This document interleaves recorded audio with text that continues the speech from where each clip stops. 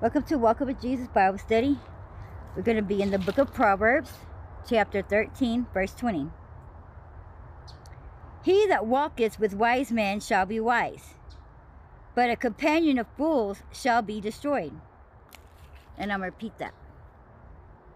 He that walketh with wise men shall be wise, but a companion of fools shall be destroyed. We must be extremely careful regarding the people we call friends. When we mingle with the wrong crowd, we become destined to sin and venture away from the path of righteousness. Instead, we are encouraged to find Christian friends we can share our walk with. Spiritual friends will faithfully love and comfort us. Most importantly, they will lovingly discipline us when we are tempted by sin.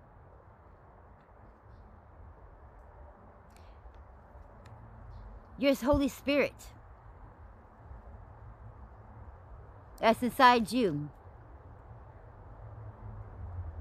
is a big, major guide. Not only do you have your conscience, which I believe is God inside you trying to tell you, hey, you better not. Your Holy Spirit's the same thing. Get that gut feeling. Nah, I probably shouldn't do that. Nah, probably, she probably do this. And then you hear this voice that tells you, go do this, go do that. That's God speaking to you. A lot of people say, oh, I don't hear God speaking to me. But don't you ever hear this voice that is telling you to randomly do stuff? A lot of times you think it's yourself. But the devil can do the same thing, but not really. Because he can't be God and he can't be powerful like God. But what he does like to do is imitate God. So he'll whisper in your ear. It's not a thought. It's a whisper in your ear. Sitting on your shoulder, trying to get you to do bad things. Trying to make what you know is completely wrong justified. Give an excuse, give a reasoning why you should do this. Oh, but this and that. Now, if you know that something's not right, and then you hear something telling you and making excuses to do something that is wrong, you better believe that it's the devil whispering into your ear. If you have to sit here, see, God doesn't need no excuses. And he doesn't have to explain himself, and he won't. What he will do is repeat himself. God just politely keeps repeating himself until you listen. Now the one who's going to sit there and make excuses, that's the devil. He's not going to keep repeating. He's just going to give excuses, give you reasonings why, to try to convince you to do something that you should not be doing.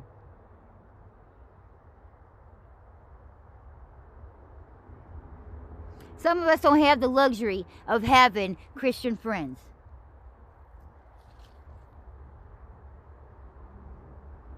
Even though it says that we're supposed to surround ourselves with other fellow Christians, but some of us just don't get that luxury of it. We are set even more further apart than some of the Christians are. So that's where we need to depend on what our Holy Spirit says. On what our gut is telling us, which is God. And ignore that whisper that's in our ear.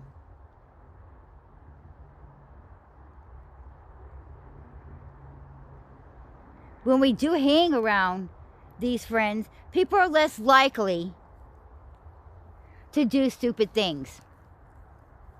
And the same goes when you hang around a bunch of silly friends. You're most likely to do stupid things. There's a lot of times when people go out and they would never do such things, but because they're with that group of friends, they don't want to be like, oh, well, they're doing it and I don't want them to make fun of me, and then they're not going to ask me to go out and hang out with them no more, and I really don't want to do this, but also don't want to be left behind. And so therefore you do stupid stuff. You do things that you normally would not do. You do things that is not in your characteristic. And that's why I'm saying you should not hang around foolish friends. Because you're not setting out purposely to go sin. And even though you know it's wrong, and you're not trying to be that evildoer, evil person, just out of the situation of not being bullied or made fun of, you end up doing something that you normally wouldn't do. Sometimes they're doing something that's so evil that even though you're not participating, they're going to make you participate because they're doing something so criminal that they don't want you to rat, and you have no choice. And you didn't even want to, you didn't even participate, you didn't do anything, but they're going to make you. Can't even put a gun to your head. Threaten you for your life. And you did not know that. You did not expect that of them. They may have not have done anything like that in their characteristics before. But here's the thing. Evil has a way of going from 0 to 6,000 in 2 seconds. Then once that happens, there's no slowing down, going backwards from 6,000 to 0. No, they only keep going up from there. There's no backwards. And once they reach that level, there's no turning back. So you got to be cautious. And there's a lot of people say, man, I grew up with these people my whole entire life, and I never would have thought that they would do such things. I never thought that they would, act out and do such things that they have done. I just didn't never see it coming. Because evil is sneaky that way. It could be that you've been around that whole particular group, and you grew up with them, and here comes this new person that had just joined the group. And y'all doing out y'all normal things, and all it takes is that one incident from that one outsider, and y'all are doomed. There's a lot of people that has happened that in their lives.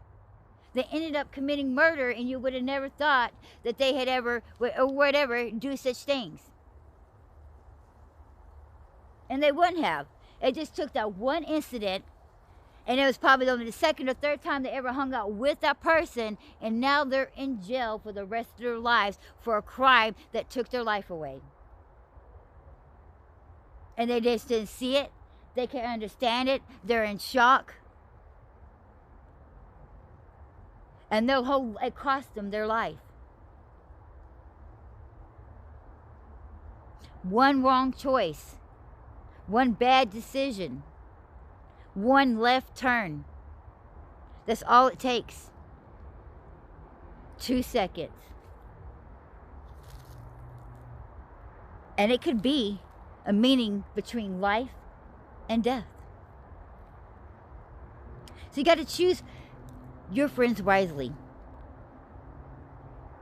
There's a lot of people that, they was hanging with the wrong crowd, the wrong time. And you heard that many times growing up. Don't hang around the wrong crowd, wrong time. You lose your life.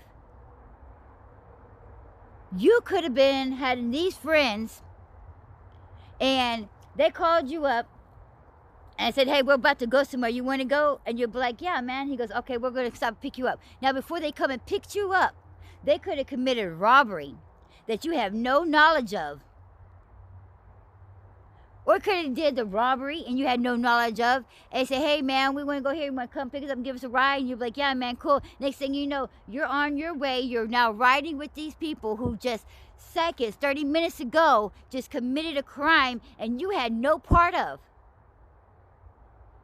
And the cops was after them, and the next thing you know, rope, and then there you are, stuck with them. And you can't lie your way out of it. You're like, but I just was picked up. No, man, they just committed it like nearly 2 minutes beforehand. And there's people, because those dudes were found guilty and they was in the car and you had no way, some people just didn't get that luxury of trying to prove their innocence, that they was just picked up. That's why it's very important to how and what you choose your friends. Pay attention to the characters.